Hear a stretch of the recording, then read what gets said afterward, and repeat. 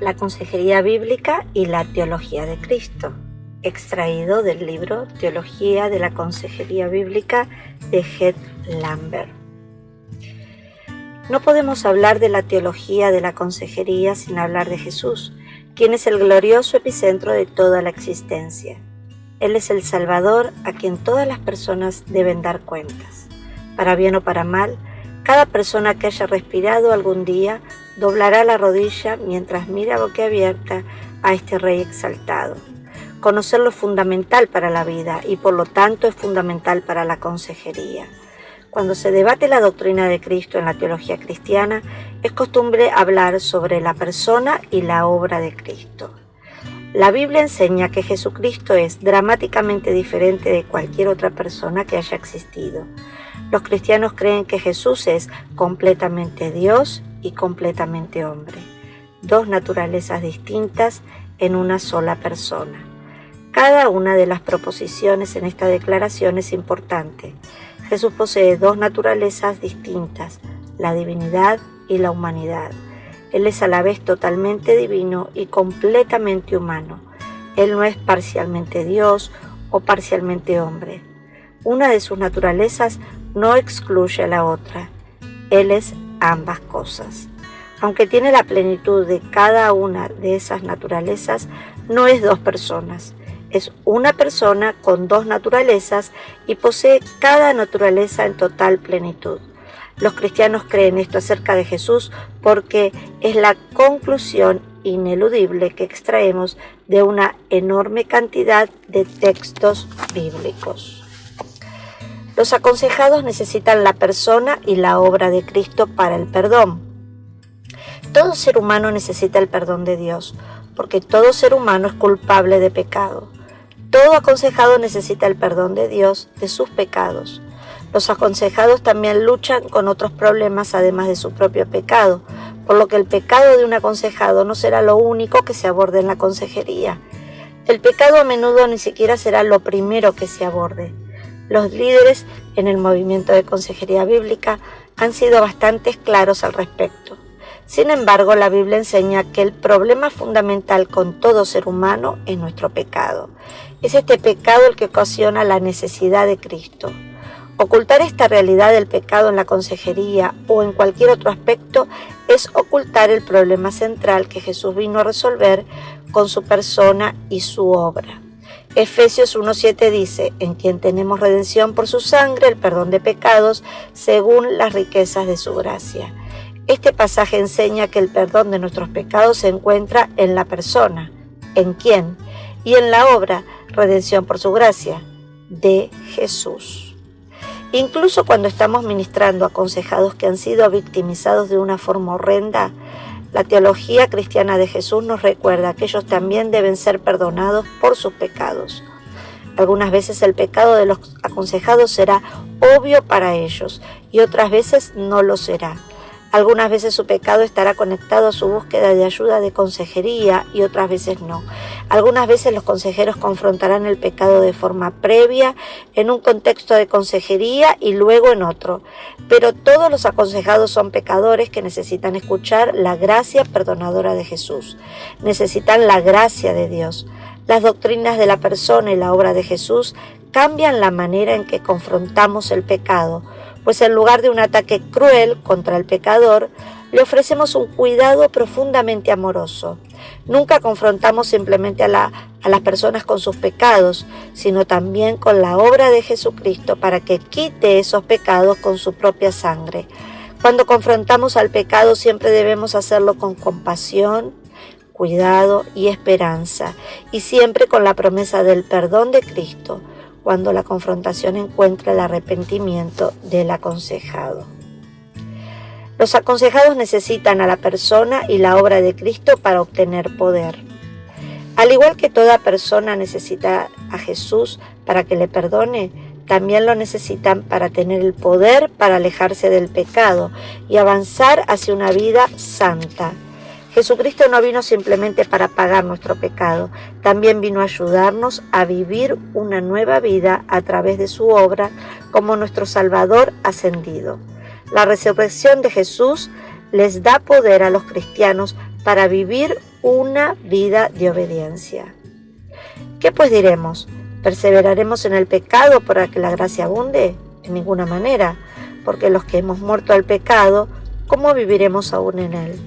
¿O no sabéis que todos los que hemos sido bautizados en Cristo Jesús, hemos sido bautizados en su muerte? Porque somos sepultados juntamente con él para muerte por el bautismo, a fin de que como Cristo resucitó de los muertos por la gloria del Padre, así también nosotros andemos en vida nueva. Romanos 6, 1 al 4. El experimentar la gracia de Cristo no nos conducirá a más pecado, sino a la justicia. Pablo basa ese hecho en la resurrección de Jesucristo. Los cristianos pueden caminar en una nueva vida porque Jesucristo resucitó de los muertos por la gloria del Padre. La resurrección física de Jesús conduce a una resurrección ética para los cristianos. Tenemos el poder de vivir según el ejemplo de Jesús, debido al poder de resurrección que Jesús adquirió por nosotros. Jesús siempre está orando por su pueblo. Es un sacerdote que siempre le habla al Padre a favor nuestro. En Juan 17 hallamos un ejemplo de una oración sacerdotal de Jesús. En este pasaje Jesús ruega por muchas cosas a nuestro favor, pero para resumir sus muchas peticiones podemos decir que Él ora para que las cosas que Dios le ordena a su pueblo se cumplan en ellos. Es sorprendente ver que las cosas que Dios nos llama a hacer son las mismas cosas por las que Jesucristo está orando, incluso ahora, para que tengamos el poder de hacerla. Los aconsejados necesitan la persona y la obra de Cristo para recibir consuelo. Por muy alentador que sea considerar la gracia de Jesús para perdonarnos y cambiarnos, Él nos da aún más gracia. Crecemos en santidad lentamente y por eso experimentamos las consecuencias de nuestro pecado. Vivimos en un mundo donde los demás pecadores nos han hecho daños atroces. Vivimos en un mundo que experimenta las amargas consecuencias de la maldición de pecado. Todo esto nos asegura que en esta vida experimentaremos dolor y sufrimiento. En un mundo como este necesitamos consuelo. Para ver el consuelo de Cristo en este tipo de dolor, es útil examinar la promesa de Hebreos 13:5. No te desampararé ni te dejaré. Esta promesa está relacionada con la persona y la obra de Cristo que se encuentra en Mateo 27:46, donde Jesús clama: Dios mío, ¿por qué me has desamparado? El asunto de que Jesús fue abandonado por el Padre, por Dios, el Padre dirigió todo su odio y repulsión por el pecado contra Jesús y apartó la vista de su propio Hijo. Por primera vez en la eternidad hubo una ruptura en la relación del Hijo con el Padre. Jesús estaba solo, abandonado y desamparado. El hecho de que Jesús pagara por esa parte del castigo del pecado es lo que hace que la promesa de Hebreos 13 sea tan incomprensiblemente dulce. Dios puede prometer de que nunca seremos abandonados porque Jesús fue abandonado en nuestro lugar durante su muerte en la cruz. Por último, Jesucristo, la clave de toda consejería. Jesucristo es la clave de toda la consejería. Tenemos que confiar en Jesús para poder recibir todo lo que necesitamos de Dios. En la consejería, la única esperanza y ayuda que al final importan son aquellas que Jesucristo nos aporta. Otros enfoques pueden hablar sobre estrategias para minimizar la ansiedad, ejercicios para reducir la depresión, tácticas para disminuir la ira y medicamentos para aliviar el dolor. Pero ninguno de ellos conduce a un cambio real y ninguno de ellos perdura. Es Jesús y solo Jesús quien aborda los problemas que enfrentamos a un nivel de profundidad y poder que no está disponible en ninguna intervención de consejería secular. Jesús sabe que esto es verdad. Es por eso que nos manda que le hablemos a otros sobre Él. Jesús se acercó y les habló diciendo: Toda potestad me es dada en el cielo y en la tierra, por tanto id y haced discípulos a todas las naciones, bautizándolos en el nombre del Padre, y del Hijo y del Espíritu Santo, enseñándoles que guarden todas las cosas que os he mandado, y aquí yo estoy con vosotros todos los días, hasta el fin del mundo. Mateo 28, 18 al 20. Este pasaje constituye la gran comisión. Jesús dijo estas palabras después de su resurrección, después de haber recibido toda autoridad, debido a su vida y muerte en obediencia.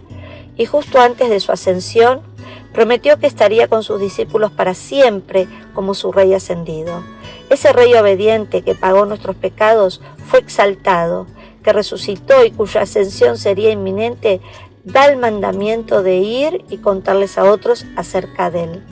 La comisión de hablar de Jesús es una orden gloriosa, dada a aquellos que están contemplando a la única persona que puede perdonarlos, empoderarlos y consolarlos, en virtud de quién es y lo que ha hecho.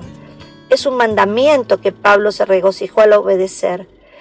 Pues me propuse no saber entre vosotros cosa alguna, sino a Jesucristo y a este resucitado, crucificado. 1 Corintios 2:2. Es un mandamiento que todo cristiano debe obedecer. Jesús no nos ha dado la libertad de no hablar de Él a los demás. No importa si consideramos nuestras conversaciones como misiones, como conocer a los vecinos, almorzar juntos o consejería. Jesucristo ordena a los cristianos que hablen de Él por causa de nuestro desbordado amor por Él y nuestra preocupación por aquellos que necesitan saber de Él. Por eso es tan triste escuchar a algunos consejeros cristianos decir, por ejemplo, solo les brindaré un enfoque espiritual a los clientes que han dado su consentimiento informado y que solicitan tales intervenciones. Además, no iré más allá de los límites apropiados para el entorno en el que practico. Como cristianos, simplemente no se nos permite hablar de esta manera. Estaríamos deshonrando a Jesús y su claro mandamiento, y no estaríamos amando a las personas que necesitan a Jesús más que cualquier otra cosa en el mundo. Tal declaración revela una mayor deferencia a los consejos de ética seculares que a las claras palabras de Jesús. Es el privilegio de todo cristiano apuntar a la gloria inigualable de Jesucristo como completamente Dios y completamente hombre, quien ha venido a redimir a la humanidad en su vida, muerte, resurrección y ascensión. Negarse a hablar de Él no solo está fuera de los límites de la consejería bíblica, sino que es fundamentalmente anticristiano. Cuando analicemos quién es Jesús, lo que ha hecho y lo que eso significa para todos los que confían en Él, solo podemos abrir nuestra boca y hablar de Él, de aquel que por nuestro bien murió y resucitó. 2 Corintios 5:15.